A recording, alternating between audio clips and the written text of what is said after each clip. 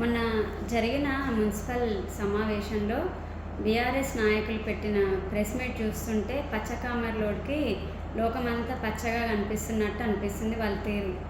ముఖ్యంగా మాజీ చైర్పర్సన్ గారు మాట్లాడిన విధానం చూస్తుంటే మరీ విడ్డూరంగా అనిపిస్తుంది.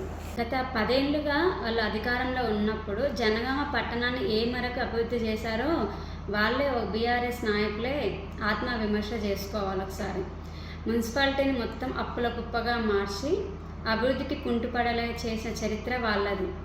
మేము ఇప్పుడు అధికారంలో ఉండి వాళ్ళు చేయలేని పనులను మేము చేస్తున్నామని ఓర్వలేకపోతున్నారు.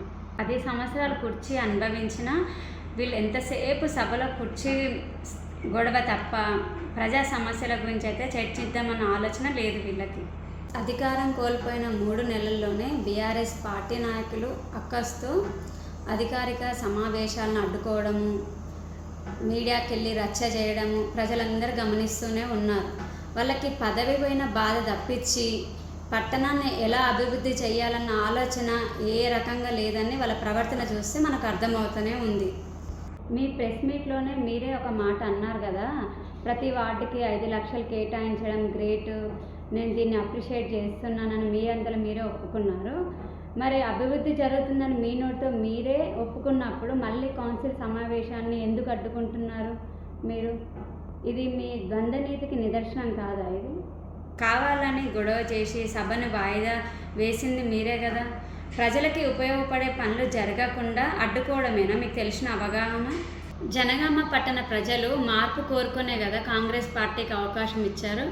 మా ప్రభుత్వం మేము కలిసి పట్టణాన్ని అభివృద్ధి చేస్తుంటే మీరు అడ్డం పడితే రేపు వార్డులలో మీరు తిరిగేటప్పుడు ప్రజలకు ఏం సమాధానం చెప్తారో మీకే తెలియాలి. ఇప్పటికైనా రాజకీయ కక్షలు పక్కన పెట్టి అభివృద్ధికి సహకరించండి, లేకపోతే మీకు ఓటు వేసినందుకు ప్రజలే మీకు బుద్ధి చెప్తారు. నిజమైన అభివృద్ధి అంటే ఏంటో రాబోయే రోజుల్లో చూపిస్తాము. జనగామ పట్టణాన్ని ఆదర్శంగా తీర్చిదిద్దడమే మా లక్ష్యం.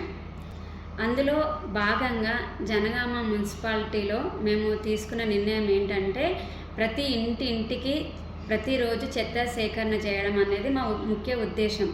అందులో మా మున్సిపాలిటీలో సరిపడా ఆటోలు లేవు, 10 ఉన్నాయి కాబట్టి ఇంకా 11 కొత్త ఆటోలు కొనుక్కోవడానికి మరియు 30 మంది శానిటరీ సిబ్బందిని నియమించుకోవడానికి మినిస్టర్ గారిని కలిసి కలెక్టర్ గారితో అనుమతి తీసుకొని శాంక్షన్ చేయించుకున్నాము. ప్రభుత్వం నుండి వచ్చే నిధులతో ఎన్నో అభివృద్ధి పనులు చేయాలని మేము అనుకుంటున్నాము.